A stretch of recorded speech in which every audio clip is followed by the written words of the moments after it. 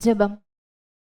அன்பின் பரலோக பிதாவே, உம்மை நன்றியோடு துதிக்கிறோம் அப்பா, ஸ்தோத்தரிக்கிறோம், நன்றி செலுத்துகிறோம். உம்முடைய அன்புக்காக, உம்முடைய கிருபைக்காக, உம்முடைய இரக்கங்களுக்காக நன்றி அப்பா. காருண்யம் என்னும் கேடகத்தினால் எங்களை சூழ்ந்து பாதுகாத்து கொண்டிருக்கிறீரப்பா. எங்களை ஏந்துகிறீர், எங்களை தாங்குகிறீர், எங்களை சுமக்கின்றீர், எங்களை தப்பு வைக்கிறீரப்பா. எங்கள் கால்களை மான் கால்கள் போலாக்கி உயரமான ஸ்தலத்திலே நிறுத்துகிறீர். எங்களுக்கு முன்பாக சென்று தடைகள் எல்லாவற்றையும் நீக்குகிறீரப்பா. கிருபை எங்களை தாங்கி கொண்டிருக்கிறது. புது புது கிருபையினால் எங்களை நீர் திருப்தியாக்கி கொண்டிருக்கிறீர். நன்றி செலுத்துகிறோம்.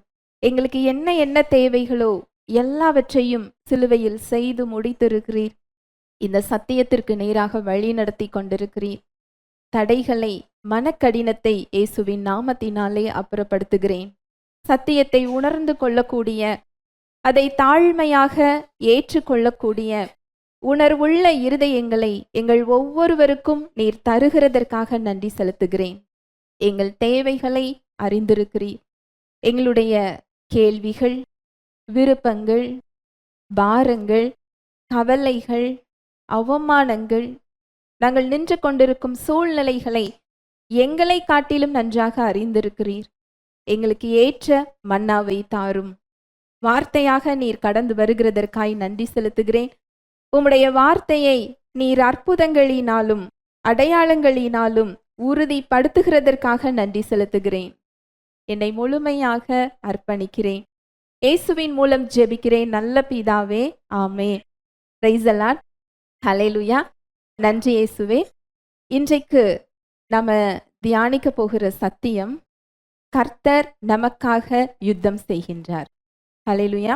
Price the Lord. நீங்க பழைய ஏற்பாட்டு சத்தியங்களை பார்க்கும் பொழுது ஒவ்வொரு சூழ்நிலைகள்லையும் நீங்கள் தரித்து நின்று கர்த்தர் உங்களுக்கு செய்யும் ரட்சிப்பை பாருங்கள். இன்று கண்ட எகிப்தியனை நீங்கள் ஒருபோதும் காண மாட்டீர்கள். யுத்தம் கர்த்தருடையது, நீங்கள் சும்மா இருப்பீர்கள் என்று அநேக இடங்கள்ல சொல்லப்பட்டிருக்கும். தேவன் அவருடைய பிள்ளைகளை சும்மா இருக்க சொல்லுகிறார். நீ தரித்து நில் என்று சொல்லுகிறார். உன்னுடைய யுத்தம் உன்னுடையது அல்ல, அது என்னுடையது என்று சொல்லுகிறார். இன்றைக்கு நம்ம தியானிக்க போகிற சத்தியம், பழைய ஏற்பாட்டு சம்பவத்துல ஒரு தேவனுடைய மனிதனுக்கு எவ்வாறு அவருடைய யுத்தத்தை தேவன் செய்தார். இதை சிலுவையின் வெளிச்சத்துல நம்ம தியானிக்க போறோம். வாசிக்கலாம். 2 நாளாகமம் 32வது அதிகாரம் 1ஆம் வசனம் முதல்.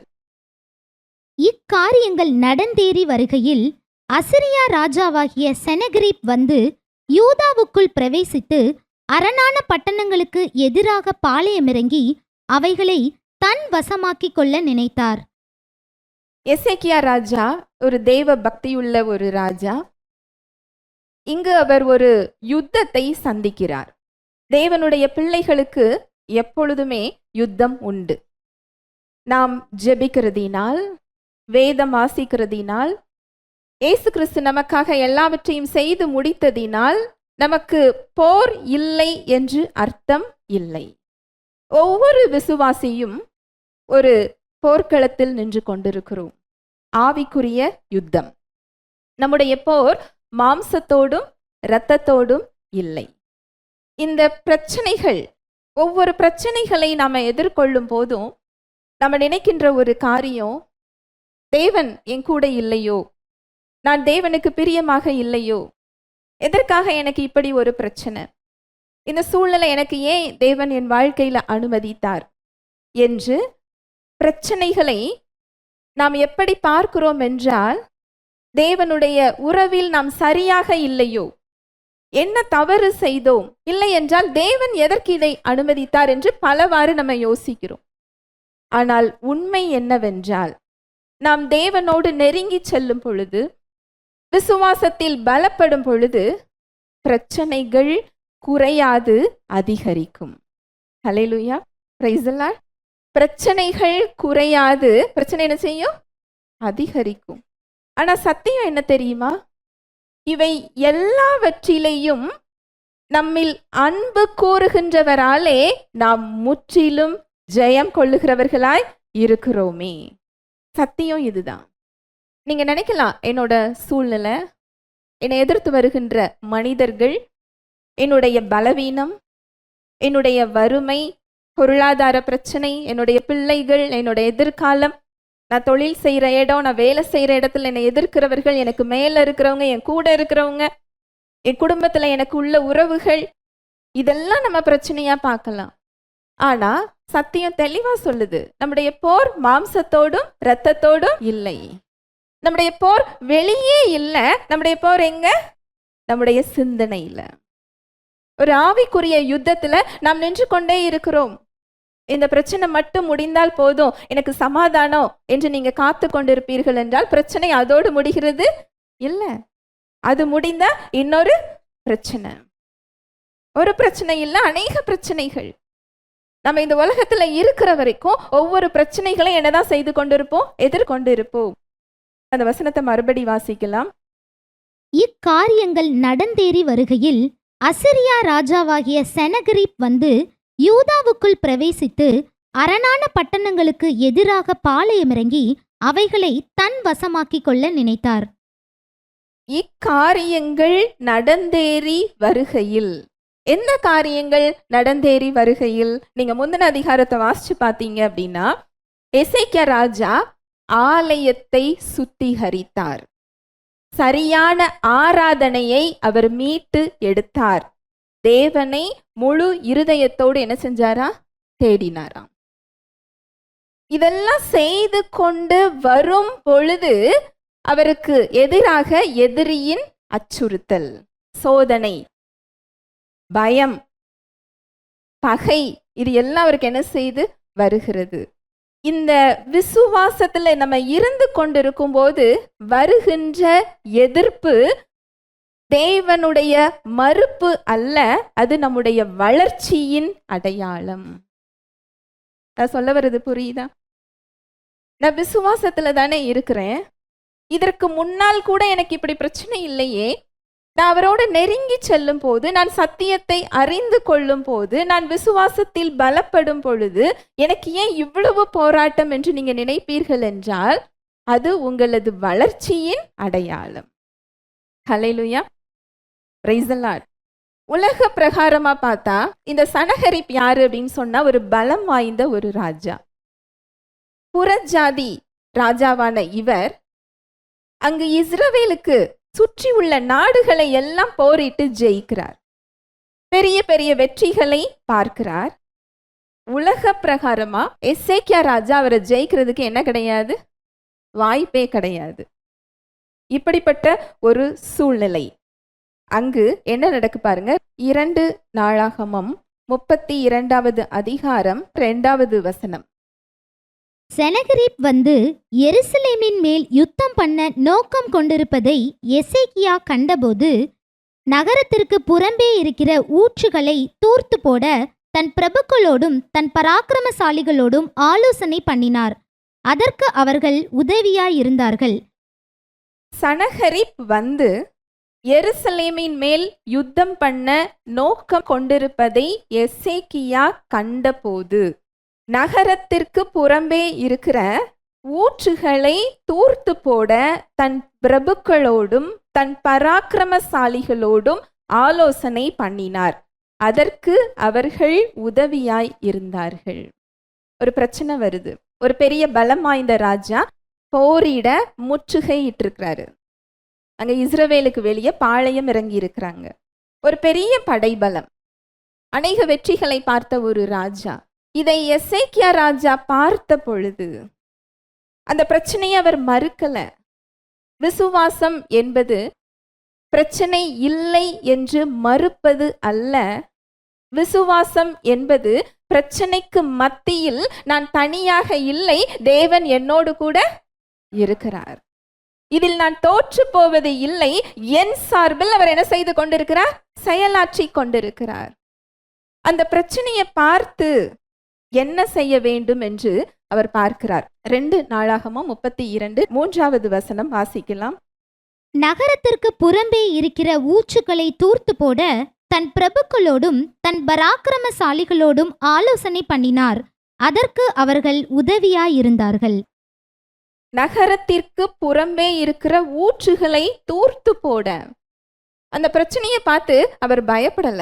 வசனம் சொல்லுது, சங்கீதம் 112:7. துர்ச்செய்தியை கேட்கிறதினால் பயப்படான், அவன் இருதயம் கர்த்தரை நம்பி திடனாயிருக்கும். இன்றைக்கு நீங்களும் நாளும் யாருதான்? நீதிமான் தான். ஒரு விசுவாசி துர்ச்செய்தியை கேட்கிறதுனால என்ன செய்ய மாட்டோமா? பயப்பட மாட்டோம். அவருடைய இருதயம் எப்படி இருக்குமா? பிரச்சனையை பத்தி இல்ல, தன்னோட பலத்துல இல்ல, கர்த்தரை நம்பி எப்படி இருக்குமா? திடனாய் இருக்கும். இங்க எசேக்கியா இந்த இடத்துல தான் இருக்கிறாரு. பிரச்சனையை பார்த்து அவரோட இருதயம் என்ன செய்யல? பயப்படல. இப்ப 3வது வசனத்தை வாசிக்கலாம். நகரத்திற்கு புறம்பே இருக்கிற ஊற்றுகளை தூர்த்து போட தன் பிரபுக்களோடும் தன் பராக்கிரமசாலிகளோடும் ஆலோசனை பண்ணினார். அதற்கு அவர்கள் உதவியாயிருந்தார்கள். நகரத்திற்கு புறம்பே இருக்கிற ஊற்றுகளை தூர்த்து போட தன் பிரபுக்களோடும் தன் பராக்கிரமசாலிகளோடும் ஆலோசனை பண்ணினார். அந்த பிரச்சனையை அவர் மறுக்கல, அந்த பிரச்சனையை பார்த்து அவர் பயப்படல. பிரபுக்களோடும் பராக்கிரமசாலிகளோடும் ஆலோசனை செய்கிறாராம். இந்த ஆலோசனை ரொம்ப முக்கியம். என்ன ஆலோசனை செய்கிறாரா? நகரத்திற்கு புறம்பே இருக்கிற ஊற்றுகளை தூர்த்து போட. இந்த தண்ணீர், நீர் வரக்கூடிய அந்த ஆதாரத்தை வெளியே நகரத்திற்கு, அந்த ஊருக்கு, அந்த சிட்டிக்கு வெளியில இருக்கிற, வெளியே தண்ணி போற பகுதியை மூடி போடுறதுக்கு அவர் என்ன செஞ்சாரா? ஆலோசனை பண்றாரா. அவர் தனியே ஒரு முடிவை அவர் என்ன செய்யல? எடுக்கல. ஒரு தேவ பக்திக்குரிய ஒரு ஆலோசனை தேவை. தேவன் இன்றைக்கு ஒரு விசுவாசி எப்படி வச்சிருக்கிறார் தெரியுமா? இந்த உலகத்தையே படைத்த ஞானத்தை அவர் நமக்கு என்ன செஞ்சிருக்கிறார்? கொடுத்திருக்கிறார். கிறிஸ்துவே நமது ஞானமாக, நீதியாக, மீட்பாக, பரிசுத்தமாக இருக்கிறார். நமக்குள்ள அவருடைய ஞானம் இருக்கு. அந்த ஞானத்துல வழி நடத்த பரிசுத்த ஆவியானவர் நமக்குள்ள என்ன செய்கிறார்? இருக்கிறார். பரிசுத்த ஆவியானவர் அவரது ஞானத்தை நமக்கு வெளிப்படுத்துகிறார். 2வது, அவரது சமாதானத்தின் மூலம் அவர் என்ன செய்கிறார்? அதை உணர்த்துகிறார். நம்ம செய்யற செயல் தேவனுக்கு ஏற்ற வழியா இல்லையா, அவருக்கு சித்தமானதா இல்லையா, இதை உணர்த்துகிறதுக்கு அவர் என்ன கொடுத்திருக்கிறாரா? சமாதானத்தை கொடுத்திருக்கிறார். 3வது, தேவனுடைய பிள்ளைகளை அவர் என்ன செய்திருக்கிறார்? கொடுத்திருக்கிறார். இதுல ஒரு விசேஷம் என்ன அப்படின்னா, தேவனுடைய வழி இந்த 3மே ஒன்று போலதான் இருக்கும். ஒன்றுக்கொன்று முரணா அது என்ன செய்யாது? இருக்காது.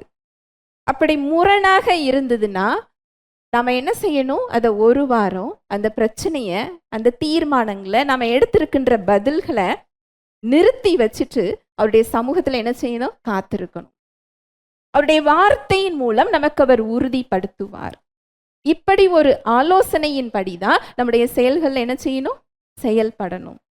எனக்கு எல்லாம் தெரியும் அப்படின்னு நினைக்கும் போது அந்த பெருமையானது கிருபையை அங்க என்ன செய்து தடுக்கிறது. ஹல்லேலூயா, பிரைஸ் தி லார்ட். இங்க எசேக்கியா ராஜா ஒரு தேவ பக்தியுள்ள ஒரு மனுஷன்தான். தான் மட்டுமே ஒரு முடிவு அவர் என்ன செய்யல? எடுக்கல. அங்கு பிரபுக்களையும் பராக்கிரமசாலிகளையும் அவர் கூட்டிக் கொண்டு ஆலோசனை செய்கிறாராம். என்ன காரியத்துக்காக அப்படின்னா, ஊற்றுகளை தூர்த்து போடுறது. ஊற்றுகளை தூர்த்து போடுறதுன்னா என்ன? இந்த நகரத்துக்கு வெளியே எதிரியோட இராணுவம் இருக்கு. அவங்க முற்றுகை போட்டிருக்கிறாங்க. அவங்களுடைய விலங்குகளுக்கும் அந்த வீரர்களுக்கும் என்ன தேவை? தண்ணி தேவை. இந்த தண்ணீர் இல்லை என்றால் நீண்ட காலம், நெடுநாட்களாக அந்த முற்றுகையை அவங்க என்ன செய்ய முடியாது? போட முடியாது. அவங்க நெடுநாட்களாக அந்த இடத்துல இருக்கிறதுக்கு என்ன தேவைப்படுதோ அந்த தேவையை அவர் அங்க என்ன செய்கிறார்? தடுக்கிறார். எதிரியோட பலத்தை அவர் அங்க என்ன செய்கிறார்? குறைக்கிறார். ஹல்லேலூயா, பிரைஸ் தி லார்ட். இன்றைக்கு நம்ம எத்தனை சூழ்நிலைகளை எதிர்கொண்டாலும் சரி, சாத்தான் எத்தனை ரூபமாக வந்தாலும் சரி, பலவீனம்ங்கிற பெயர்ல, சூழ்நிலைகள் மூலம், மனிதர்கள் மூலம், எப்படி அவை வந்தாலும் சரி, கிறிஸ்துவுக்குள்ளான நமது அடையாளம் மாறுவது இல்லை. இந்த சூழ்நிலைகளை பொறுத்து நம்முடைய அடையாளம் என்ன செய்யாது? மாறாது. இந்த அடையாளத்தில் நாம் நிலைத்து நிற்போம் என்றால் சூழ்நிலை என்ன செஞ்சிடும்? மாறிவிடும். வாசிக்கலாம், கொலோசையர் 3:3. ஏனென்றால் நீங்கள் மரித்தீர்கள், உங்கள் ஜீவன் கிறிஸ்துவுடனே தேவனுக்குள் மறைந்திருக்கிறது. ஏனென்றால் நீங்கள் மரித்தீர்கள், உங்கள் ஜீவன் கிறிஸ்துவுடனே கூட தேவனுக்குள் எப்படி இருக்குதா? மறைந்திருக்கிறது. நம்முடைய ஜீவன், நம்முடைய வாழ்வு கிறிஸ்துவுடனே கூட தேவனுக்குள் இருக்கும்போது யார் நமக்கு விரோதமாக நிற்க முடியும்? அதுதான் ரோமர்ல சொல்லப்பட்டிருக்கு. தேவன் நம் பட்சத்தில் நின்றால் யார் நமக்கு விரோதமாக நிற்பார்? அந்த ஜீவனை யார் தொட முடியும்?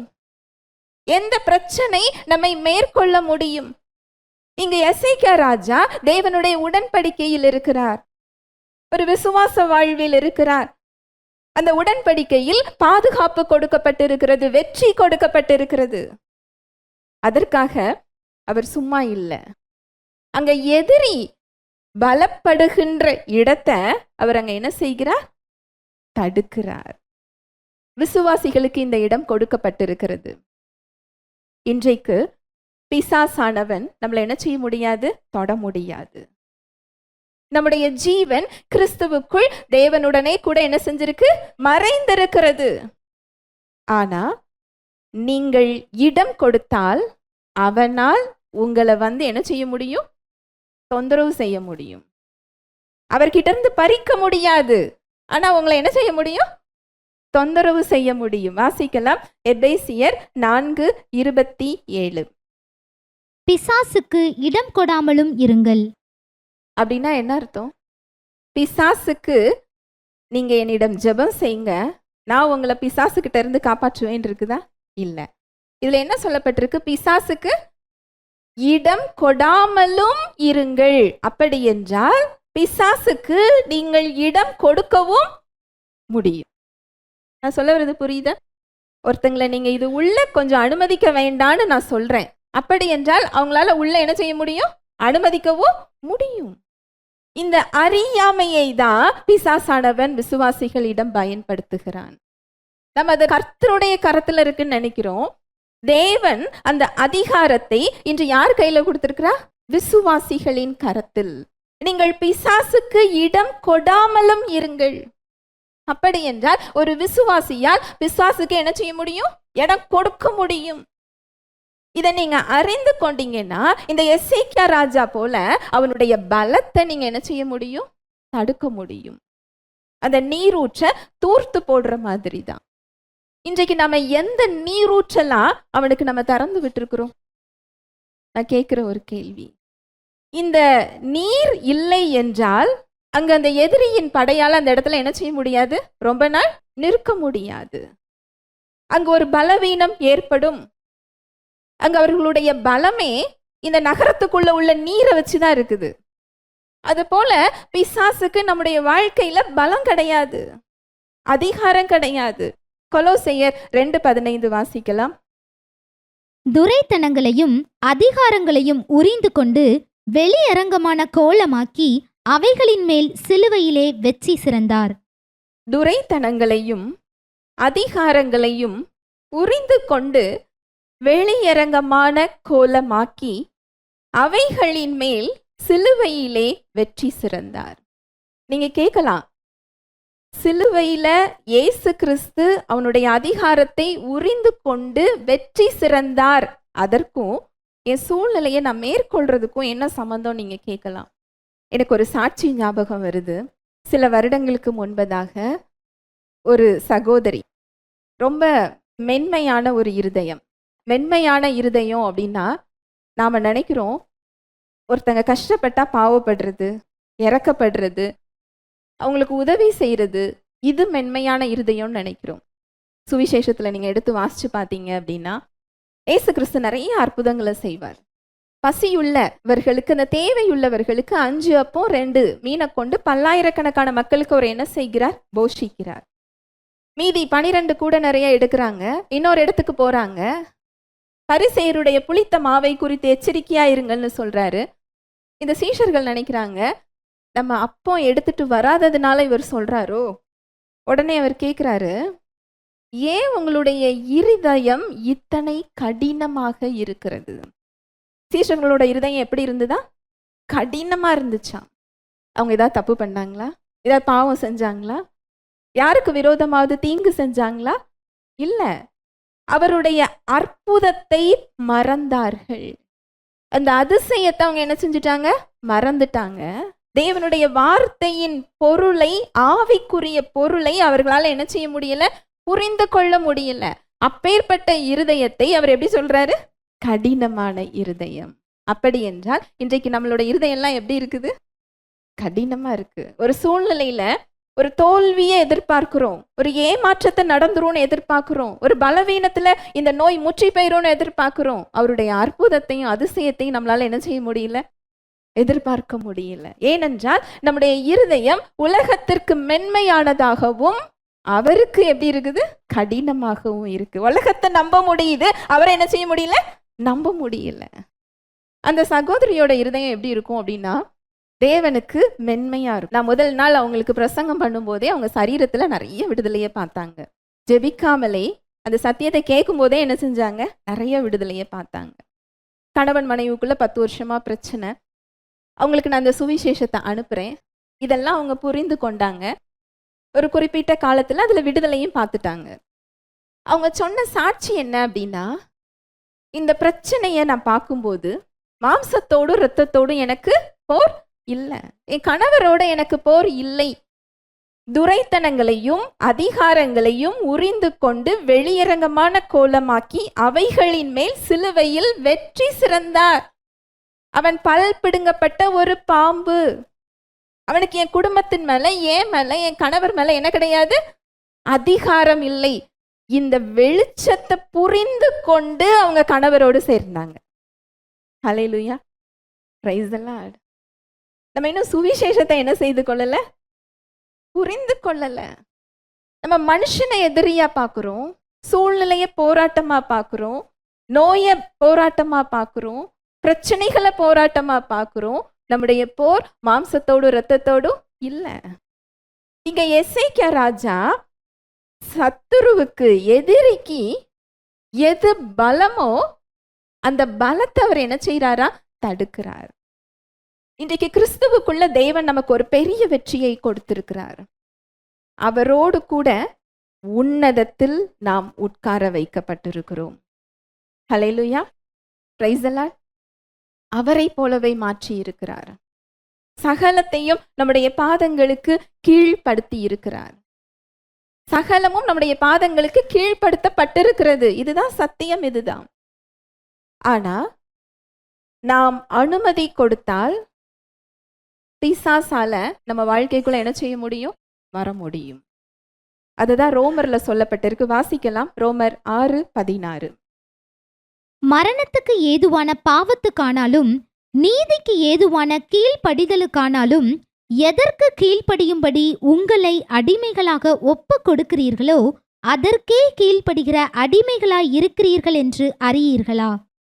மரணத்துக்கு ஏதுவான பாவத்துக்கு ஆனாலும் நீதிக்கு ஏதுவான கீழ்ப்படிதலுக்கானாலும் எதற்கு கீழ்ப்படியும்படி உங்களை அடிமைகளாக ஒப்பு கொடுக்கிறீர்களோ அதற்கே கீழ்ப்படுகிற அடிமைகளாய் இருக்கிறீர்கள் என்று அறியீர்களா? நீங்க ரட்சிக்கப்பட்டிருந்தா, நீங்க கிறிஸ்துவுக்குள்ள இருக்கிறீங்க, அவரோட உன்னதத்துல உட்கார வைக்கப்பட்டிருக்கிற இயல்பையும் அதிகாரத்தையும் வாழ்வையும் நீங்க என்ன செஞ்சிருக்கிறீங்க? பெற்றிருக்கிறீங்க. ஆனா இந்த சரீரத்துல நாம இருக்கிற வரைக்கும் நாம யாருக்கு இடம் கொடுக்கிறோமோ அவர்கள் நம்ம வாழ்க்கையில என்ன செய்ய முடியும்? செயல்பட முடியும். நாம் பரிசுத்த ஆவியானவருக்கு இடம் கொடுத்தால், அவருடைய வார்த்தையை நம்ம தேர்ந்தெடுக்கும் போது, சூழ்நிலைகள்ல, நம்முடைய எண்ணங்கள்ல, நம்முடைய பிரச்சனைகள்ல அவருடைய வார்த்தையை நம்ம தேர்ந்தெடுக்கும் போது அதற்கு கீழ்ப்படியணும்னு சொல்லி நம்ம தேர்ந்தெடுத்தால் போதும். நம்ம பலத்துல செய்ய சொல்லல, ஆவியானவர் நம்ம அதுல பலப்படுத்துறார். நம்மை பலப்படுத்தி அவர் செயல்படுகிறவராக இருக்கிறார். அவருடைய வார்த்தைக்கு எதிரானதை தேர்ந்தெடுத்தாலே அது என்னதுதான்? பாவம். நம்ம பாவம்னு சொல்லி ஒரு கிரைட்டீரியா போட்டு வச்சிருக்கோம், இதெல்லாம் பாவம்னு சொல்லி. உண்மை என்ன அப்படின்னா, அவருடைய வார்த்தையை மீறுகிறதே பாவம்தான். தேவனுக்கும் பிசாசுக்கும் நடுவுல ஒரு வழின்னு சொல்லி ஒரு வழி கிடையாது. ஒன்று, நான் அவருக்கு கீழ்ப்படியணும். அவருக்கு கீழ்ப்படியலைனாலே நான் யாருக்கு தான் கீழ்ப்படிஞ்சிருக்கிறேன்? பிசாசுக்கு தான் கீழ்ப்படிஞ்சிருக்கிறேன். அதனால தான் ஒரு விசுவாசியோட வாழ்க்கையில அவனால தொந்தரவு செய்ய முடியுது, நுழைய முடியுது. இங்க எசேக்கியா ராஜா அந்த நீரூற்றுகளை தூர்த்து போட்டு எதிரியோட பலத்தை குறைக்கிறார், தடுக்கிறார். இந்த நீர் ஒரு வாழ்வாதாரத்தை அது காண்பிக்கிறது. தேவன் கொடுத்த அந்த வாழ்வாதாரத்தை எதிரிக்கு கொடுக்க கூடாதுன்னு சொல்லி அவர் என்ன செய்கிறார்? தடுக்கிறார். இன்றைக்கு நம்ம இந்த நீரூற்றுகளை திறந்து விட்டுருக்கிறோம். அதுல முக்கியமான ஒரு காரியம், கட்டுப்பாடு இல்லாத நம்முடைய வாயின் வார்த்தைகள். வெளியே இல்லை, எங்க? நமக்குள்ள இருக்கு. தேவன் ஒரு விசுவாசி எப்படி படைச்சிருக்கிறார் தெரியுமா? தேவன் எப்படிப்பட்டவர் தெரியுமா? தம்முடைய விசுவாச வார்த்தையினால் உலகங்களை அவர் என்ன செய்தார்? உண்டாக்கினார். எப்படி உண்டாக்குனாரா? விசுவாச வார்த்தையினால். இன்றைக்கு கிருபையின் சத்தியத்துல ஃபெய்த் கன்ஃபெஷன் அப்படின்னு நினைச்சீங்கன்னா இல்ல, அப்படி இல்ல. ஆதியில இருந்தே விசுவாச வார்த்தை தான். ஹல்லேலூயா, பிரைஸ் தி லார்ட். நீங்க பழைய உடன்படிக்கை எடுத்து வாசிச்சு பார்த்தீங்கன்னா, ஒவ்வொரு தேவ பிள்ளைகளும் தங்கள் பார்க்கிறதை அல்ல, காணாததை விசுவாசித்தார்கள்.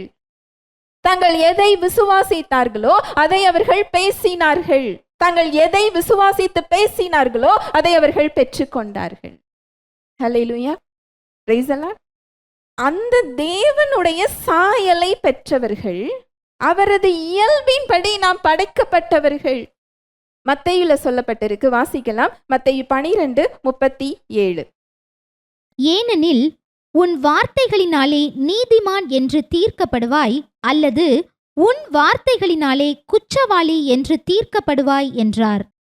உன் வார்த்தைகளினாலே நீதிமான் என்று தீர்க்கப்படுவாய், அல்லது உன் வார்த்தைகளினாலே குற்றவாளி என்று தீர்க்கப்படுவாய்.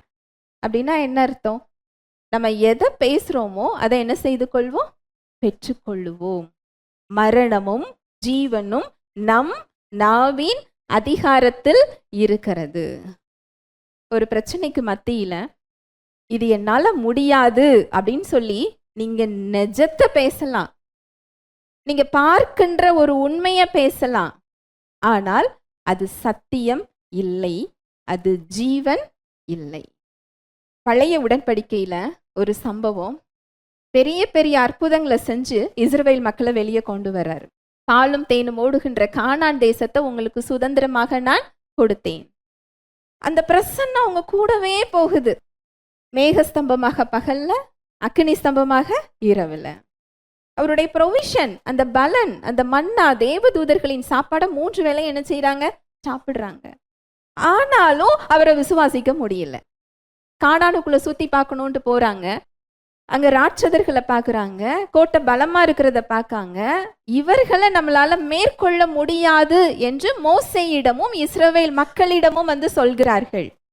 எண்ணாகமம் 13 கடைசி வசனத்துல சொல்லப்பட்டிருக்கு, அவர்கள் துர்ச்செய்தியை பரம்ப செய்தார்கள். நான் ஒரு கேள்வி கேட்கிறேன், கானான்ல ராட்சதர்கள் இருந்தார்களா இல்லையா? அது பொய்யா உண்மையா? உண்மை. ராட்சதர்கள் என்ன செஞ்சாங்க? இருந்தாங்க. கோட்டச்சவர் பலமா இருந்ததா இல்லையா? இருந்தது, அதுவும் உண்மை. அவங்க பொய் சொல்லல. ஆனா சத்தியம் என்ன சொல்லுது? அவர்கள் என்ன செஞ்சாங்களா? துர்ச்செய்தியை பரம்ப செய்தார்கள். அப்போ வேதம் பொய் சொல்லுதா? இல்ல. வானமும் பூமியும் ஒளிந்து போகலாம், வேதத்தில் உள்ள ஒரு எழுத்து கூட என்ன செய்யாது? மாறாது. உண்மை என்னவென்றால், சத்தியம் என்னவென்றால், நீங்கள் பார்ப்பது நிஜமா இருக்கலாம், பார்க்கிறது உண்மையா இருக்கலாம், ஆனா அதை காட்டிலும் அவருடைய வார்த்தை மேலானது, அது மாறாதது. நீங்கள் பார்க்கின்றவற்றை அது மாற்றக்கூடியது. தேவன் நம்மை எப்படி படைத்திருக்கிறார் என்றால், நாம் பார்க்கின்றவற்றை அல்ல, உணர்கின்றவற்றை அல்ல, நாம் தரிசிக்கின்றவற்றை அல்ல, அவர் கொடுத்த அடையாளத்தை, அவருடைய வார்த்தையை அதை பார்த்துதான் நம்மை பேச சொல்லுகிறார், அதன்படிதான் நம்மளை நடக்க சொல்றாரு. ஏன் துர்ச்செய்தி தெரியுமா? நீங்க என்னாகமம் 14 எடுத்து வாசிச்சு பாருங்க. இதை கேட்ட உடனே அந்த சபை முழுவதும் அழுது என்ன செய்யறாங்களா? புலம்புறாங்க. அந்த உண்மை செய்தி அவங்களுக்கு எதை கொடுக்கல? சந்தோஷத்தை கொடுக்கல, விசுவாசத்தை கொடுக்கல, சமாதானத்தை கொடுக்கல. எதை கொடுக்குது? புலம்பலையும் கண்ணீரையும் பயத்தையும் மரணத்தையும் கொடுத்தது.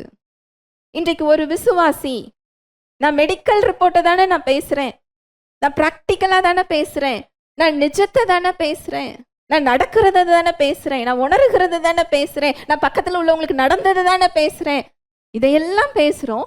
ஆனா சத்தியத்தை நம்ம பேசுறோமா? இதுதான் அவை நுழைகின்ற வாசல். உங்களுடைய வார்த்தைகளின் மூலமாகவே உங்கள் அனுமதியை பெற்றுக்கொண்டு அவன் பலப்படுகிறான். தேவன் உங்க வாழ்க்கையில அவனுக்கு என்ன செய்யல? அதிகாரம் கொடுக்கவில்லை. என்னால இது முடியாது, எனக்கு இது வராது, நான் செஞ்சா வாய்க்காது அப்படின்னு நீங்க சொல்வீர்கள் என்றால் உங்கள் வார்த்தையே உங்களுக்கு எதிரியாக மாறுகிறது. அதுதான் அவன் உள்ளே வருகின்ற அனுமதி. வார்த்தை என்ன சொல்லுது? என்னை பலப்படுத்துகிற கிறிஸ்துவினாலே எல்லாவற்றையும் செய்ய எனக்கு பலன் உண்டு, நான் செய்வதெல்லாம் வாய்க்கும்.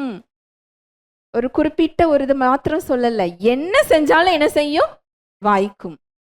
நான் இந்த இடத்துல இருந்தாதான் ஆசீர்வாதம், அந்த இடத்துல இருந்த ஆசீர்வாதம், நான் அதை பண்ணியிருந்தா அது வாய்ச்சிருக்கும், இதை பண்ணலைன்னா அது வாய்க்காது. அப்படி இல்லை. நீங்க பட்டணத்திலையும் ஆசீர்வதிக்கப்பட்டிருப்பீங்க, வெளியேயும் ஆசீர்வதிக்கப்பட்டிருப்பீங்க. நீங்க எங்க இருக்கிறீங்களோ அந்த இடம் வாய்க்கும். நீங்க என்ன செய்றீங்களோ அது ஆசீர்வதிக்கப்படும்.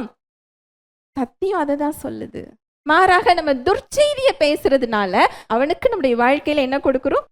அனுமதி. அந்த நீர் ஊற்ற திறந்து விடுகிறோம். 2வது தவறான பழக்க வழக்கங்கள். தேவன் கிறிஸ்துவின் மூலம் நித்தியமான மன்னிப்பை நமக்கு என்ன செஞ்சிருக்கிறார்? கொடுத்திருக்கிறார். இந்த மன்னிப்பு நம்ம மன்னிப்பு கேட்கும் போது கொடுக்கறது இல்லை. எட்டர்னல் ஃபர்கிவ்னஸ், நம்ம ஏற்கனவே அதை தியானிச்சிருக்கிறோம். நித்தியமான மன்னிப்பு, எப்பவும் மன்னிப்பு அவைலபிள், எப்பவும் அது கொடுக்க காத்துக்கிட்டு இருக்கு. அந்த மன்னிப்பு கொடுத்துதான் அவர் நம்மை மீட்டெடுத்து நமக்குள்ள என்ன செய்கிறார்? வாசம் செய்கிறார். நம்மை பாவத்திலிருந்து விடுதலை செய்திருக்கிறார்.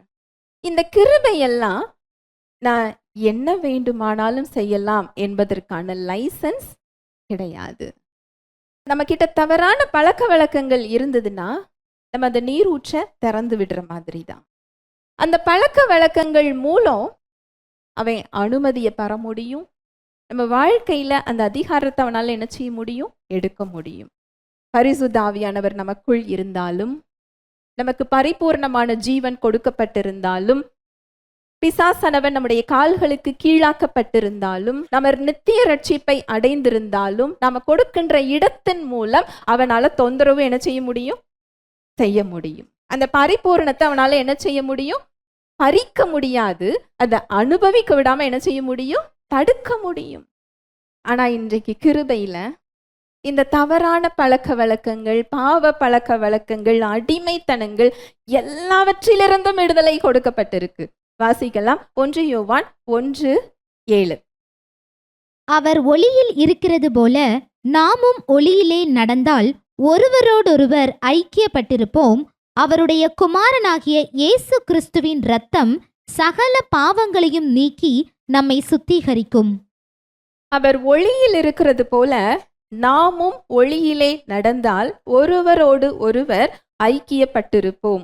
அவருடைய குமாரனாகிய இயேசு கிறிஸ்துவின் இரத்தம் சகல பாவங்களையும் நீக்கி நம்மை சுத்திகரிக்கும். நம்ம கிட்ட தவறான பழக்க வழக்கங்களோ, பாவ பழக்க வழக்கங்களோ, தேவனுடைய வார்த்தைக்கு எதிரான காரியங்களோ, அதற்கு நாம அடிமை வேண்டாம் நம்ம நினைக்கலாம். எனக்கு இது வேண்டாம் அப்படின்னு சொல்லி இந்த செயலை செஞ்ச பிறகு நம்ம குற்ற உணர்ச்சிக்குள்ளேயும், தாழ்வு மனப்பான்மைக்குள்ளேயும், பயத்துக்குள்ளேயும், நிராகரிப்புக்குள்ளேயும், அவமானத்துக்குள்ளேயும் போகலாம். நம்ம தேவனை விட்டு விலகி ஓடுகிறதுக்கு பதிலா நம்ம எங்க வரணுமா? ஒளியின் இடத்திற்கு, அவரிடத்திற்கு என்ன செய்யணும்? வரணும். ஏனென்றால் நம்ம என்றைக்கு இயேசு கிறிஸ்துவ இரட்சகராக ஏற்றுக்கொண்டிருக்கிறோமோ தேவனுடைய பிள்ளையாக என்ன செஞ்சிட்டோம்? மாற்றப்பட்டுட்டோம். உங்களுடைய பிள்ளை ஒரு தவறு செஞ்சா என்னோட பிள்ளை இல்லைன்னு சொல்லி வீட்டை விட்டு அனுப்பிடுவோமா? அனுப்புவோமா? இல்லை. அந்த காரியத்தை சொன்னா அவனுடைய மனம் வருத்தப்படுமோ என்று அதை சொல்லக்கூட மாட்டோம். எப்படி அவனை வருத்தப்படாம அந்த இடத்துல இருந்து திருத்தி கொண்டு வரலாம் நம்ம என்ன செய்வோம் பார்ப்போம் இல்லையா? ஒரு பெற்றோர்களின் உள்ளம் அதுதான். நம்முடைய பரம தகப்பனின் இருதயமும் அதுதான். என்னை அல்லாமல் உங்களால் ஒன்றும் செய்ய முடியாது. நம்ம சரீரத்துக்கு நம்ம சுய பலத்துல தவறான பழக்கத்தையோ பாவ பழக்கத்தையோ மேற்கொள்றதுக்கு என்ன கிடையாது? அதிகாரம் கிடையாது. நம்முடைய சரீரத்தை கொண்டு பிசாசை எதிர்த்து நம்மளால என்ன செய்ய முடியாது? நிற்க முடியாது. அவர்கிட்ட திரும்பி ஓடி வரும் பொழுது அவருடைய இரத்தம் நம்மை பாவங்களை சுத்திகரித்து நமக்கு அதை கழுவுவதற்கு அவர் நீதியும் உண்மையும் உள்ளவரா இருக்கிறாராம்.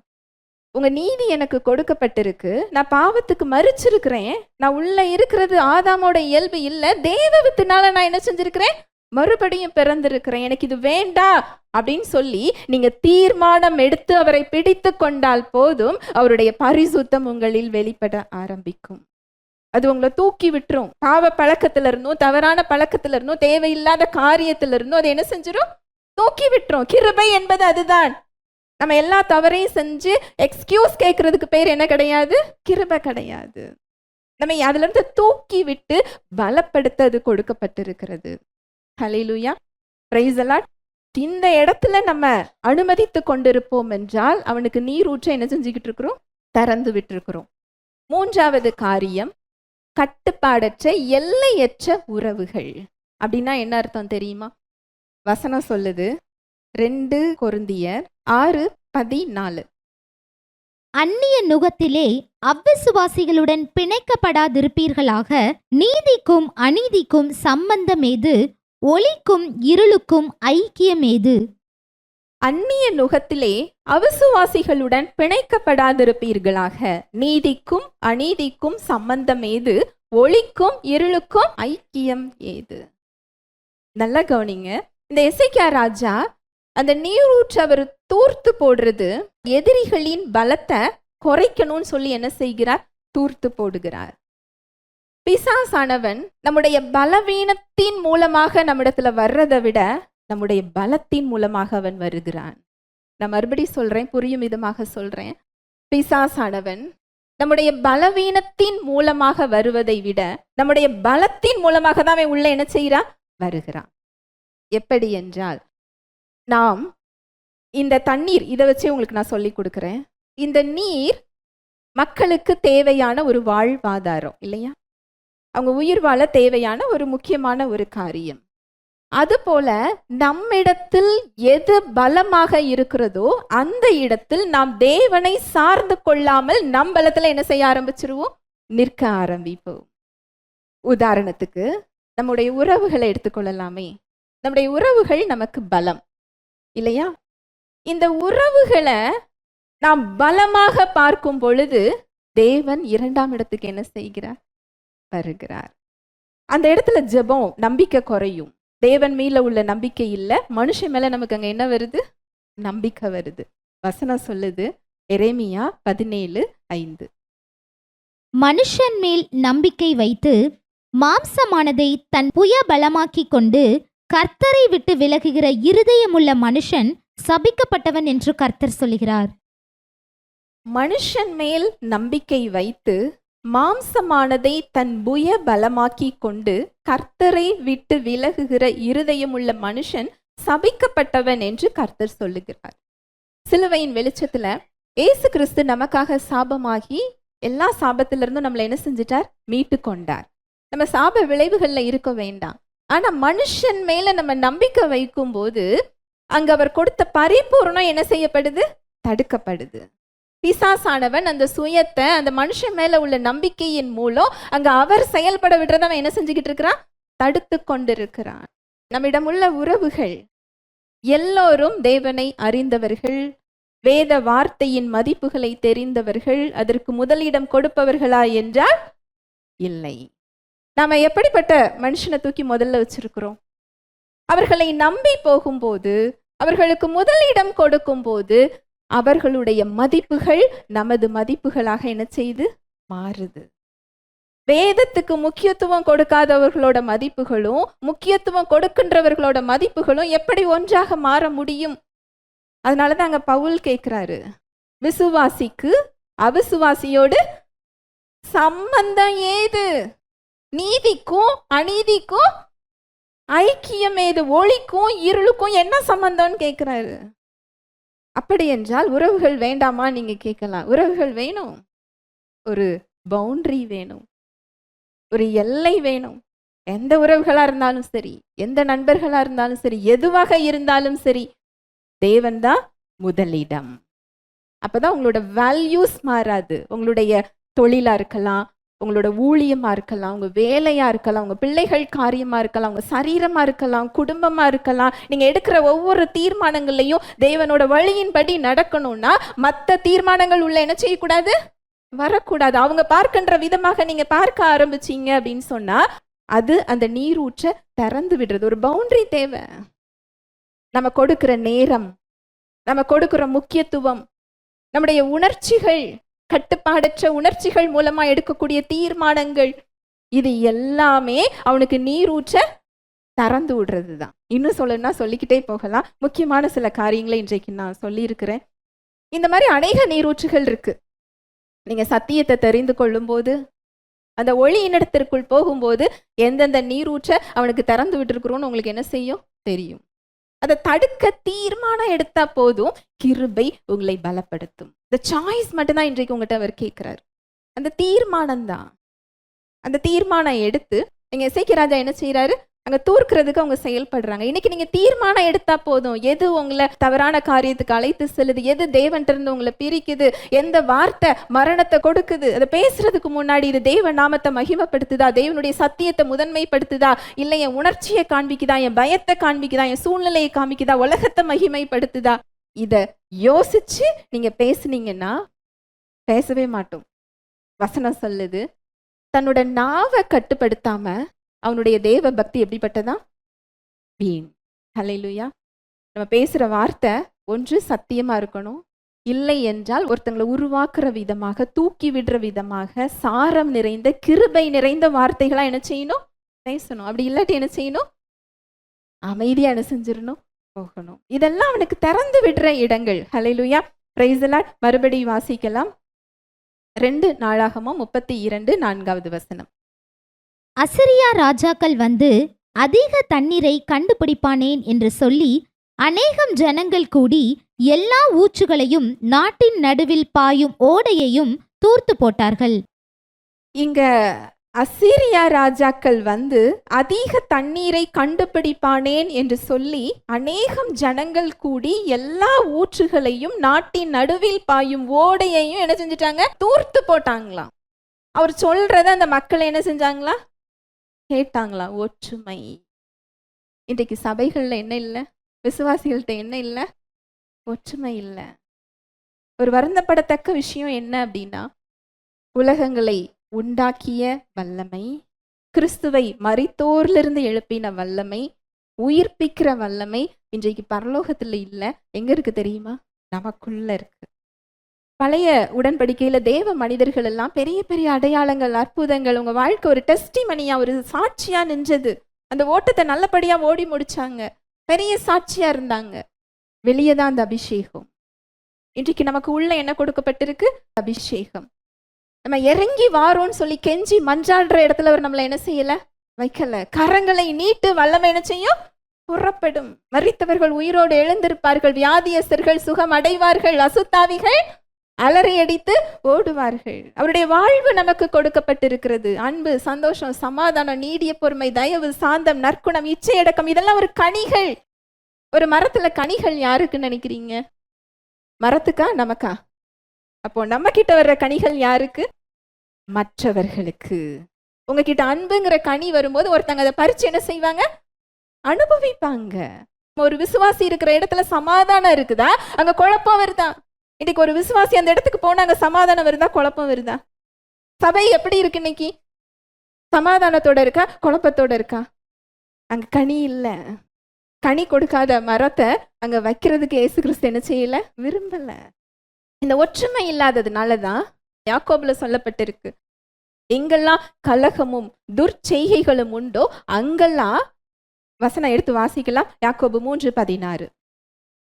வைராகியமும் விரோதமும் எங்கே உண்டோ அங்கே கலகமும் சகல துர்ச்செய்கைகளும் உண்டு. வைராகியமும் விரோதமும் எங்கே உண்டோ அங்கே கலகமும் சகல சகல ஆல் ஈவில் ஒர்க்ஸ் அப்படின்னு ஆங்கிலத்தில் இருக்கு.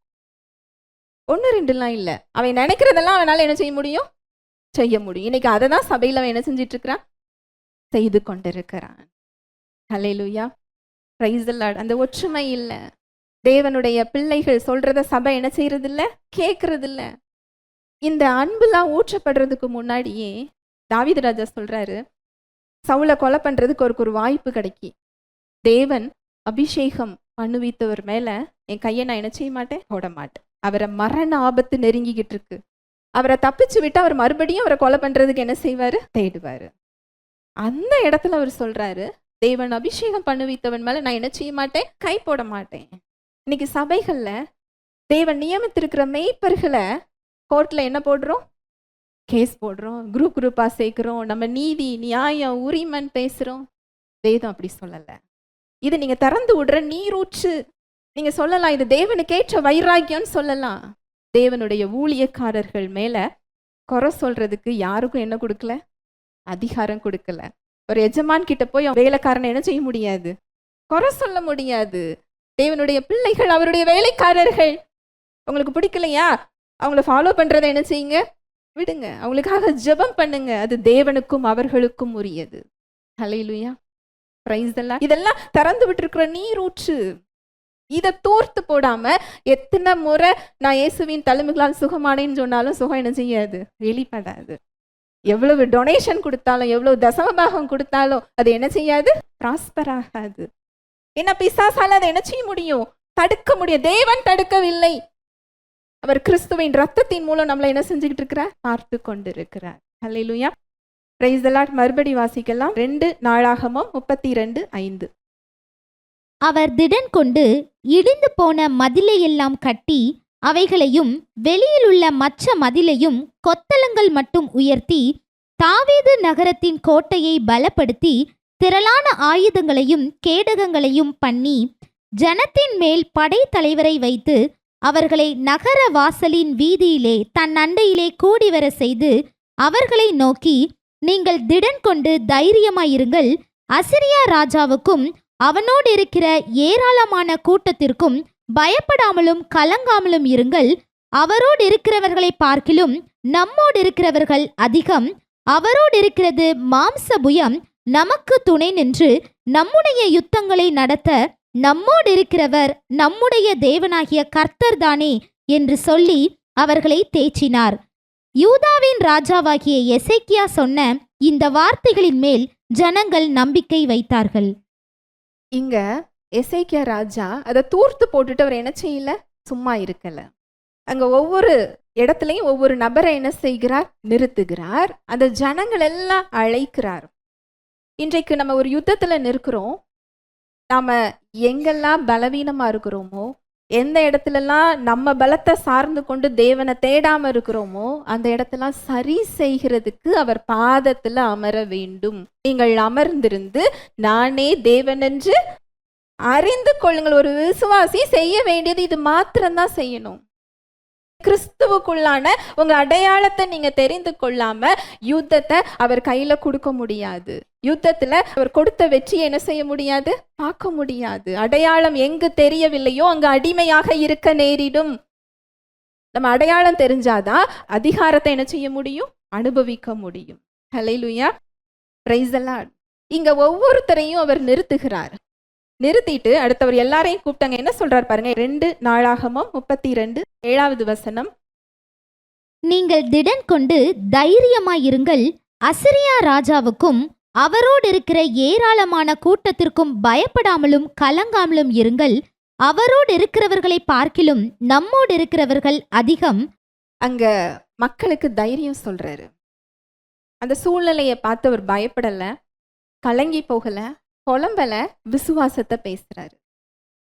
நீங்கள் திடன் கொண்டு தைரியமாய் இருங்கள். அசீரியா ராஜாவுக்கும் அவரோடு இருக்கிற ஏராளமான கூட்டத்திற்கும் பயப்படாமலும் கலங்காமலும் இருங்கள். அவரோடு இருக்கிறவர்களை பார்க்கிலும் நம்மோடு இருக்கிறவர்கள் அதிகம். உண்மையிலேயே சரீர பிரகாரமா பார்த்தா எசேக்கியா ராஜா கிட்ட கொஞ்சமா தான் இருந்தாங்க. அவர் யார பேசுறார் தெரியுமா? சேனைகளின் கர்த்தராகிய தேவனுடைய படைபலத்தை குறித்து அவர் அங்க என்ன செஞ்சுக்கிட்டு இருக்கிறார்? பேசிக்கொண்டிருக்கிறார். அவர் பார்க்கிறத என்ன செய்யல? பேசல. யோசுவா ஒரு வசனம் சொல்லப்பட்டிருக்கும். யோசுவா எரிகோ கோட்டைய பிடிக்கிறதுக்கு முன்னாடி ஆயத்தம் பண்ணும்போது அங்க உருவின பட்டயத்தோடு அங்கு கர்த்தர் வருகிறார். இதை பார்த்த உடனே ஆவியானவர் உணர்த்தின காரியம் என்ன அப்படின்னா, நீர் என்னோட கூட்டத்தை சேர்ந்தவரா, நீர் எதிரியோட கூட்டத்தை சேர்ந்தவரான்னு யோசுவா கேட்பாரு. நான் சேனைகளின் தேவனாகிய கர்த்தருடையவர். ஹல்லேலூயா, பிரைஸ் தி லார்ட். உருவன பட்டயம் எதை குறிக்குது தெரியுமா?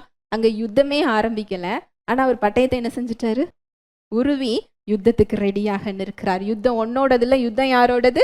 என்னோடது. இன்றைக்கு நீங்க ஒரு யுத்த களத்துல நின்று கொண்டிருக்கிறீங்க.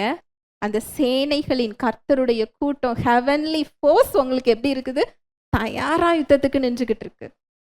அங்க அவருடைய அந்த படை பலத்தை உங்களோட நோய் தடுக்க முடியாது, பலவீனம் தடுக்க முடியாது, சூழ்நிலைகள் தடுக்க முடியாது, உங்களை எதிர்க்கின்ற மனிதர்கள் தடுக்க முடியாது, பிசாசு தடுக்க முடியாது. ஆனா ஒருத்தரால முடியும். யார் தெரியுமா? நாம தான். நம்முடைய சிந்தனைகள் தான். நம்முடைய சிந்தனைகள்ல வர்ற பயம், கவலை, வருத்தம், பாரம், கோபம், கசப்பு, மன்னிக்காதது, வைராகியம், நம்முடைய அறியாம, இது எல்லாம் கர்த்தருடைய சேனைகளின் கூட்டத்தை என்ன செய்ய முடியும்? தடுக்க முடியும். பிசாசால தடுக்க முடியாது, சூழ்நிலையால தடுக்க முடியாது, மனிதர்களால உங்க திட்டத்தை என்ன செய்ய முடியாது? தடுக்க முடியாது. யார் அன்னைக்கு நீங்க எதிரின்னு பார்த்துட்டு இருக்கிறீங்களோ அவர்களால் தேவன் உங்களுக்கு வைத்திருக்கிற நன்மையை தொடக்கூட முடியாது. நாம தான் அங்க என்ன செஞ்சுக்கிட்டு இருக்கிறோம்? தடுத்துக்கிட்டு இருக்கிறோம். உருவின பட்டயத்தோடு அவர் நிற்கிறார். யுத்தம் உன்னுடையதல்ல, யுத்தம் யாருடையது? என்னுடையது. அந்த யுத்த களத்துல அவர் போரிடுறதுக்கு தயாரா இருக்கிறாரு. சிலுவையில் அவர் கொடுத்த வெற்றிக்குள்ள உங்களை அனுபவிக்கிறதுக்கு ஆவியானவர் தயாரா இருக்கிறாரு. உங்க சிந்தனைகளை இளைப்பாறுதலுக்குள்ள கொண்டு போறதுக்கும் அவர் தயாரா இருக்கிறாரு. நம்முடைய கவனம் அவர் பக்கம் திரும்பணும். பிரச்சனையில இருந்து எங்க திரும்பணும்? அவர்கிட்ட திரும்பணும். கிறிஸ்துவுக்குள்ளான நம்முடைய அடையாளத்துல திரும்பணும். அவருடைய வார்த்தை கிட்ட திரும்பணும். அவர் பலத்துல திரும்பணும். பிரச்சனையின் ஆழத்தை ஆராயக்கூடாது. இன்னும் இந்த அதிகாரத்துல நிறைய இருக்கு. நீங்கள் திடன் கொண்டு தைரியமாயிருங்கள், ஏராளமான கூட்டத்திற்கு பயப்படாமலும் கலங்காமலும் இருங்கள். அவங்க பார்க்கறது ஒரு ஏராளமான கூட்டம், ஆர்ப்பரிக்கிற ஒரு கூட்டம். அடுத்து வருகிற வசனங்கள் எல்லாம் அவங்க பேசுகிற பேச்சு தெரியும். அந்த பிரச்சனை சும்மா இருக்காது. நீங்க நின்று கொண்டிருக்கின்ற பிரச்சனை இன்று பேசும், கர்ஜிக்கும், புயல் போல அது என்ன செய்யும்? எழும்பும். அதோட இடி முழக்கம்லாம் உங்க காதுல என்ன செய்ய முடியும்? கேட்க முடியும். ஆனாலும் அதுக்கு நீங்க பயப்படாமலும் கலங்காமலும் இருங்கள். அந்த கூட்டத்துல இருக்கிறத காட்டிலையும் உங்க கூட இருக்கிறவர் பெரியவர். ஹல்லேலூயா, பிரைஸ் தி லார்ட். விசுவாசத்தை பேசுறாரு. எசேக்கியா ராஜாவுக்கு தைரியத்தின் ஆவி கொடுக்கப்படல. இன்றைக்கு நமக்கு பயமுள்ள ஆவியை தராமல் பலமும் அன்பும் தெளிந்த புத்தியும் உள்ள ஆவியை அவர் கொடுத்திருக்கிறார். அப்ப பிரச்சனைக்கு மத்தியில நம்ம கலங்காமலும் திகைக்காமலும் இருந்து தைரியத்தையும் விசுவாசத்தையும் பேசுறது எவ்வளவு நிச்சயம் இல்லையா? ஹல்லேலூயா, பிரைஸ் தி லார்ட். அடுத்த வசனங்களை வாசிக்கலாம்.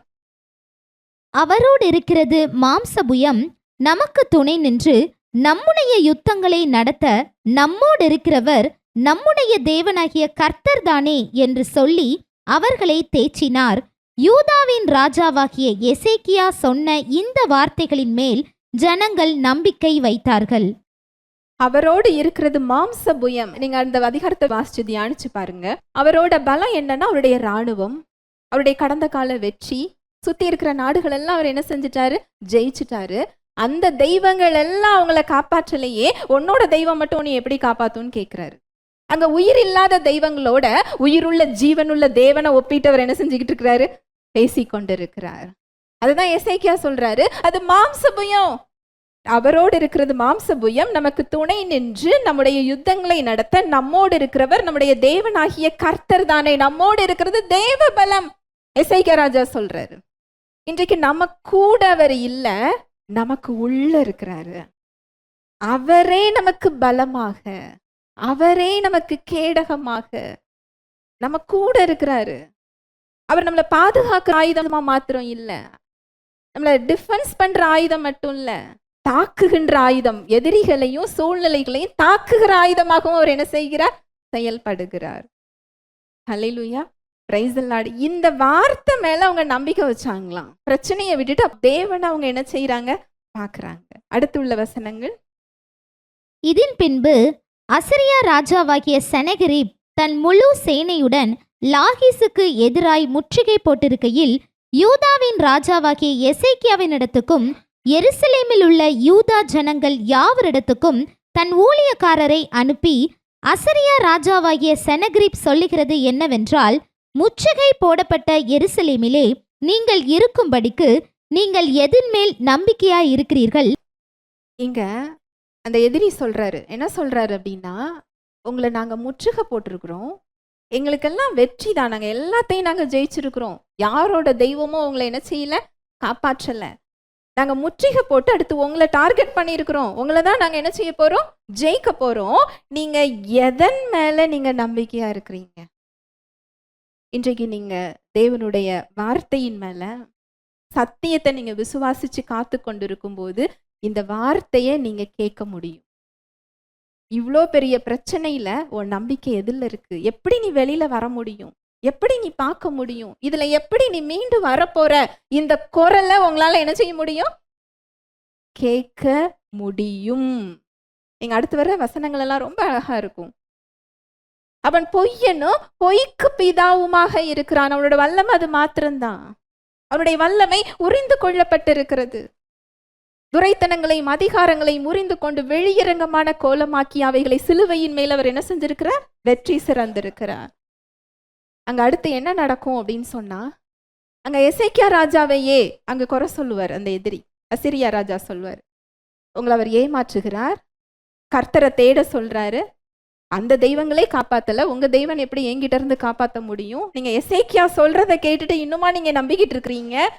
இந்த காரியங்களை எல்லாம் உங்க காதால அவன் மனிதர்களை கொண்டும் பேசுவான், உங்க எண்ணங்கள் மூலமாகவும் அவன் என்ன செய்வான்? பேசுவான். சூழ்நிலைகள் மூலமாகவும் பேசுவான். உங்களுக்கு ரொம்ப வேண்டிய நபர்கள் மூலமாகவும் அவன் என்ன செய்வான்? நீங்க நம்பிக்கையாய் நினைச்சிருக்கிற மனுஷங்க மூலமாகவும் அவன் என்ன செய்வான்? பேசதான் செய்வான். நீங்க இது எல்லாத்த காட்டிலையும் உங்க கண்களை அவரை நோக்கி பார்க்கும்போது அவருடைய சத்தியம் இந்த பொய்யிலிருந்து உங்களை விடுவிக்கும், விசுவாசத்துல உங்களை பலப்படுத்தும். அங்க நடந்தது என்ன தெரியுமா? வாசிக்கலாம். 2 நாளாகமும் 32, 20, 21. இது நிமித்தம் ராஜாவாகிய எசேக்கியாவும் ஆமோத்சின் குமாரனாகிய ஏசாயா தீர்க்கதரிசியும் பிரார்த்தித்து வானத்தை நோக்கி அபயமிட்டார்கள். அங்கு அவர் எசேக்கியாவை குறை சொல்லும்போது, தேவனை குறை சொல்லும்போது, மற்ற தெய்வங்களோட ஜீவனுள்ள தேவனை ஒப்பிட்டு பேசும்போது, இங்க எசேக்கியாவும் ஏசாயா தீர்க்கதரிசியும் அழுது புலம்பல. இவ்வளோ பெரிய ராஜா இப்படி பேசிக்கிட்டு இருக்கிறாரே, நம்ம ஒன்றும் இல்லாம இருக்கிறோமேன்னு சொல்லல. அவங்க என்ன செஞ்சாங்களா?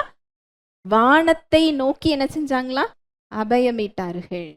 தேவனை நோக்கி பார்க்குறாங்க. அபயமிட வேண்டாம், கலக்கத்தோடு இறங்குங்கன்னு கேட்க வேண்டாம். அவர் கொடுத்த வெற்றியை பார்த்தா போதும். கிறிஸ்துவுக்குள்ள அவர் கொடுத்திருக்கிற அடையாளம், அவர் கொடுத்திருக்கிற விடுதலை, அவர் கொடுத்திருக்கிற மீட்பு, அவர் கொடுத்திருக்கின்ற சுதந்திரம், அவர் கொடுத்திருக்கின்ற வாக்குத்தத்தம், இதை நோக்கி நீங்க பார்த்தா போதும். அந்த கர்ஜனைக்கும் அந்த குரலுக்கும் நீங்க பயப்பட முடியாது. அந்த பயம் உங்களை விட்டு போகும், சந்தேகம் உங்களை விட்டு போகும், கவலை உங்களை விட்டு போகும். இதுதான் அவருடைய கரத்துல உங்க பாரத்தை இறக்கி வைக்கிறது, இந்த யுத்தத்தை அவர் கையில கொடுக்கிறது. அடுத்து நடந்தது என்னன்னு பாருங்க, அடுத்த வசனம். அப்பொழுது கர்த்தர் ஒரு தூதனை அனுப்பினார். அவர் அசிரியருடைய ராஜாவின் பாளையத்தில் உள்ள சகல பராக்கிரமசாலிகளையும் தலைவரையும் சேனாதிபதிகளையும் அதம் பண்ணினார். அப்படியே செனகெரிப் செத்த முகமாய் தன் தேசத்துக்கு திரும்பினார். அங்கே அவர் தன் தேவனுடைய கோவிலுக்குள் பிரவேசிக்கிற போது அவருடைய கர்ப்ப பிறப்பான சிலர் அவரை பட்டயத்தால் வெட்டி போட்டார்கள். எல்லாருக்கும் ஒரு பிரச்சனை என்ன தெரியுமா? இவ்வளோ பெரிய பிரச்சனை, சூழ்நிலை, இவ்வளோ தீவிரமா ஒரு கர்ஜனையை கேட்டுட்டு இருக்கும்போது நான் எப்படி தேவனை பார்த்து திரும்புறது? என்னால முடியலையே, இது கொஞ்சம் குறைஞ்சா என்னால தேவனை பார்த்து திரும்ப முடியும். எனக்கு பயமா இருக்கு, கலக்கமா இருக்கு, அவரோட பிடிக்கிறதுக்கு கூட என்கிட்ட என்ன இல்லை? பலம் இல்லை. இன்றைக்கு அநேகர் சொல்லுகின்ற காரியம் இது. உண்மை என்ன தெரியுமா? உங்களுடைய பலவீனத்திலே அவருடைய பலம் பூரணமாய் விளங்கும். அதற்கு தான் அந்த பலம் உங்களுக்குள்ள காத்துக்கிட்டு இருக்கு. நீங்க பலத்துல நிற்கும் போது இல்ல, நீங்க பலவீனப்பட்டு நிற்கும் பொழுது. ஹல்லேலூயா, பிரைஸ் தி லார்ட். அப்படி நீங்க திரும்பும் போது அவருடைய பிரசன்னத்துக்குள்ள நீங்க வர்றீங்க. எல்லா புத்திக்கும் மேலான தேவ சமாதானம் உங்கள் இருதயத்தையும் சிந்தையையும் கிறிஸ்து இயேசுவுக்குள்ளாக அங்க என்ன செய்து காத்து கொள்ளுகிறது. அந்த பிரசன்னத்துக்குள்ள நீங்க போனா போதும், யுத்தம் கர்த்தருடையது. இங்க இந்த மக்கள் யுத்தமே செய்ய வேண்டாம். அங்க தேவ தூதர்கள், வான சேனைகள், கர்த்தருடைய படை அங்கு யுத்தத்தை செய்ய ஆரம்பிச்சிட்டு செத்த முகமா அவர் திரும்பி போனாராம். சங்கீதத்துல தாவீது ராஜா ஒரு அழகான ஒரு வசனம் சொல்லியிருக்கிறார். சங்கீதம் 9:3. என் சத்துருக்கள் பின்னாக திரும்பும்போது உமது சமூகத்தில் அவர்கள் இடருண்டு அழிந்து போவார்கள். என் சத்துருக்கள் பின்னாக திரும்பும் போது உமது சமூகத்தில், உமது பிரசன்னத்தில் அவர்கள் இடருண்டு அழிந்து போவார்கள். நீங்க கேட்கலாம், அவருடைய பிரசன்னத்துல நான் இருந்தா போதுமா, என் பிரச்சனை எல்லாம் சரியாகுமான? சரியாகும். உங்களை எதிர்த்து வருகின்ற மனிதர்கள் அவங்களே குழம்பி போயிடுவாங்க, தடுமாறுவாங்கன்னு வேதம் சொல்லுது. ஹல்லேலூயா. சூழ்நிலைகள் இல்லாம போகும், மலைகள் மெழுகு போல உருகும். உங்களுடைய வியாதி இருந்த இடம் என்ன செய்யாது, தெரியாது. நீங்க அநேக யுத்தத்தை நீங்க எடுத்து வாசிச்சு பாருங்க. ஒவ்வொரு யுத்தத்திலையும் அந்த எதிரிகள் அவர்களுக்குள்ளே குழம்பி போறதை என்ன செய்ய முடியும், பார்க்க முடியும். அந்த யுத்தத்தை அவங்க செஞ்சிருக்கவே மாட்டாங்க. ஒருத்தருக்கு ஒருத்தர் அவங்க அடித்து கொள்றது, ஒருத்தருக்கு ஒருத்தர் அவங்களே வெட்டி கொள்றது, ஒருத்தருக்கு ஒருத்தர் குழப்பத்துல எல்லாவற்றையும் போட்டுட்டு ஓடி போறது. உங்களை எதிர்த்து வருகிற சூழ்நிலைகளும் அப்படியே மாறும். அவருடைய பிரசன்னத்துல நீங்க இருக்கும்போது, அவரை நோக்கி திரும்பும் போது, அவரை உங்க சிந்தனையில தியானிக்கும் பொழுது, சத்தியத்தில் உங்களுடைய அடையாளத்தை நீங்க தெரிந்து கொள்ளும் போது, பயத்தின் வார்த்தை பேசாம அவருடைய வார்த்தையை நீங்க பேசும்போது, நீரூற்றுகளை அடைக்க தீர்மானம் எடுக்கும் போது, நீங்க பலப்படும் போது, அவருடைய பிரசன்னம் உங்க சூழ்நிலைகளை எல்லாம் மெழுகு போல என்ன செஞ்சிரும், உருகச் செய்யும். உங்களை எதிர்த்து வருகிற மனிதர்கள் என்ன செஞ்சிருவாங்களாம், பின்வாங்கி போவார்கள். அவங்களுக்கு என்ன செய்யறதுன்னு அவங்களுக்கே என்ன செய்யாது, புரியாது. நீங்க அதை யோசிக்க வேண்டிய அவசியம் இல்லை. ஹல்லேலூயா, பிரைஸ் தி லார்ட். ஜெபிக்கலாம். அன்பின் தகப்பனே, உம்மை நன்றியோடு துதிக்கிறோம் அப்பா, ஸ்தோத்தரிக்கிறோம், நன்றி செலுத்துகிறோம். உம்முடைய அன்புக்காக, உம்முடைய கிருபைக்காக, உம்முடைய இரக்கங்களுக்காக நன்றி அப்பா. இவ்வளவு நேரம் எங்களோடு நீர் பேசினீர். இந்த ஆவிக்குரிய யுத்தத்தில் யுத்தம் எங்களுடையதல்ல, யுத்தம் உம்முடையது என்று கற்றுக் கொடுத்திருக்கிறீர். எங்களுடைய போர் மாம்சத்தோடும் இரத்தத்தோடும் இல்லை, ஆவிகளுக்கு இடையேயான போர், எங்களுடைய சிந்தனைகளில் ஏற்பட்டுள்ள போர் என்று கற்றுக் கொடுத்திருக்கிறீர். அன்று எசேக்கியா ராஜா அந்த எதிரிகளுக்கு நீரூற்றை எப்படி தூர்த்து போட்டாரோ, இன்றைக்கு பிசாசுக்கு நாங்கள் இடம் கொடுக்காமல் அவனுக்கு கொடுக்கின்ற இடங்களை தூர்த்து போட எங்களுக்கு கற்றுக் கொடுத்திருக்கிறீர். எந்த இடத்துலெல்லாம் நாங்க இடம் கொடுக்கிறோம், அந்த இடத்துல ஆவியானவர்கிட்ட சரண்டர் பண்ண, ஒப்பு கொடுக்க, தீர்மானம் எடுக்க என்று எங்களுக்கு கற்றுக் கொடுத்திருக்கிறீர். உங்களுடைய கிருபை அதுல எங்களை பலப்படுத்துகிறதற்காக நன்றி அப்பா. எங்களுடைய வாயின் வார்த்தைக்கு நீர் காவல் வைக்கிறதற்காக நன்றி. கிருபை நிறைந்த வார்த்தைகளை பேச கற்றுக் கொடுத்ததற்காக நன்றி. உறவுகள் கிட்ட எங்களுடைய தாளந்து, எங்களுடைய உணர்வுகள், எங்களுடைய ஒவ்வொரு இடத்துலையும் நாங்க ஒரு பவுண்டரி, ஒரு எல்லை வைக்க எங்களுக்கு கற்றுக் கொடுத்ததற்காக நன்றி அப்பா. மனிதர்களை அல்ல, கர்த்தரை நம்பிக்கையாக வைக்க எங்களுக்கு நீர் கற்றுக் கொடுத்ததற்காக நன்றி அப்பா.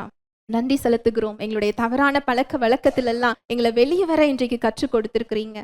இயேசு கிறிஸ்துவின் ரத்தம் எங்களை கழுவி சுத்திகரித்து எங்களை நீதிமானாய் மாற்றி இருக்கிறது, பாவத்திலிருந்து விடுதலை கொடுத்திருக்கிறது. அதை அனுபவிக்க இன்று எங்களுக்கு நீர் கற்றுக் கொடுத்திருக்கிறீரப்பா. இந்த யுத்தத்துல எதிரினுடைய குரலை நாங்க கேட்டுக்கொண்டிருக்கிறோம். அவன் கர்ஜிக்கிற கர்ஜனையை நாங்க கேட்கிறோம். அந்த தோல்வி, மரண பயத்தை அவன் பேசுகிறத நாங்க கேட்கிறோம். இதற்கு மத்தியில தைரியத்தின் ஆவியானவர் எங்களோடு கூட இருந்து உடைய வார்த்தைகளை எங்களுக்கு நீர் கற்றுக் கொடுத்து கொண்டிருக்கிறீர். தைரியத்தை பேச கற்றுக் கொடுத்திருக்கிறீரப்பா. இந்த யுத்தம் உங்களுடையதல்ல, யுத்தம் என்னுடையது என்றதை நீர் உம்முடைய கரங்களில் எடுத்திருக்கிறீர். நன்றி செலுத்துகிறோம் அப்பா. வந்திருக்கிற ஒவ்வொருவரையும் உடைய கரத்தில் தருகிறேன். அவர்களோடு நீர் பேசியதற்காக நன்றி. அவருடைய கேள்விகளுக்கு நீர் பதில் அளித்ததற்காக நன்றி. உடைய சமாதானம் அவர்கள் இருதயம், சிந்தனைகளை கிறிஸ்து இயேசுவுக்குள்ளாய் பாதுகாத்து கொள்கிறதற்காக நன்றி. அவங்க மன விருப்பங்களை அவங்க பெற்றுக்கொள்கிறதற்காக நன்றி. அதற்கு உள்ள எல்லா தடைகளையும் இயேசுவின் நாமத்தினால அப்புறப்படுத்துகிறேன். உங்க கையின் கிரியைகளை நீங்க ஆசீர்வதிக்கிறதற்காக நன்றி. செய்வதெல்லாம் வாய்க்க செய்கிறதற்காக நன்றி. அவங்க தேவைகள் சந்திக்கப்படுகிறதற்காக நன்றி அப்பா. வாழ்நாளெல்லாம் நன்மையும் கிருபையும் உங்களை பின்தொடரும் இயேசுவின் நாமத்தினால ஆசீர்வதிக்கிறேன். தேவ அன்பு, தெய்வ வாழ்வு, தெய்வ சமாதானம், தெய்வ சுகம் ஒவ்வொருவரது இருதயம் சிந்தனைகளை கிறிஸ்து இயேசுவுக்குள்ளாய் காத்துக் கொள்கிறதற்காக நன்றி. இயேசுவின் மூலம் ஜெபிக்கிறேன் நல்ல பிதாவே, ஆமென்.